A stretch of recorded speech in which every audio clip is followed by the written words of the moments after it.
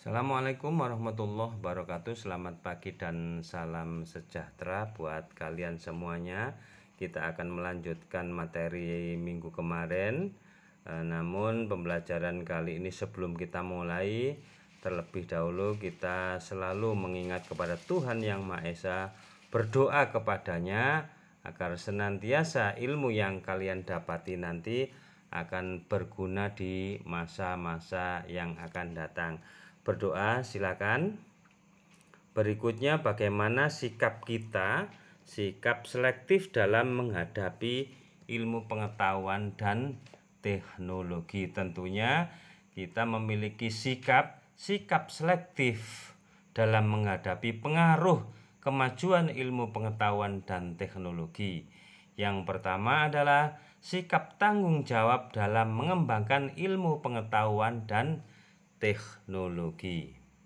Ya, setiap orang harus sadar bahwa ilmu pengetahuan yang dipergunakan dapat dipertanggungjawabkan kebenarannya.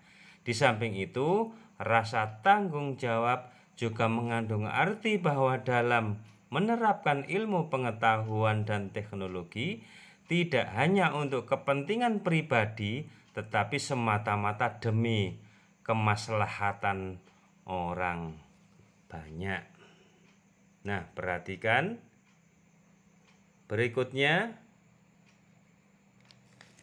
tidak terpengaruh terhadap perkembangan ilmu pengetahuan dan teknologi. Menggunakan ilmu pengetahuan sebagai sarana untuk mendapatkan berita atau sarana belajar. Berikutnya, tidak meninggalkan norma dan budaya lingkungan sekitar kita.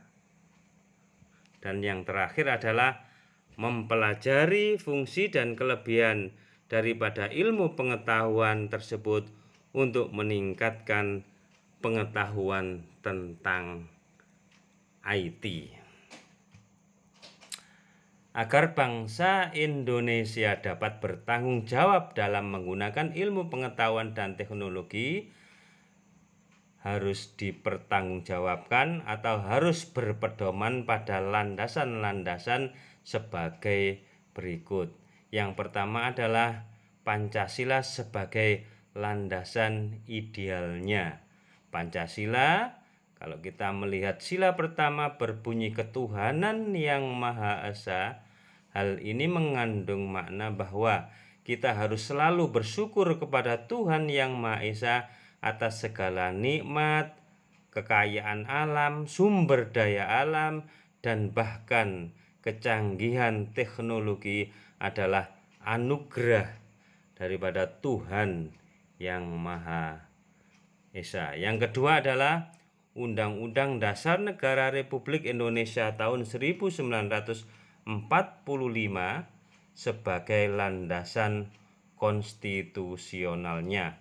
Undang-Undang Dasar Negara Republik Indonesia tahun 1945 mengamanatkan bahwa tujuan nasional antara lain untuk memajukan kesejahteraan umum dan mencerdaskan kehidupan bangsa.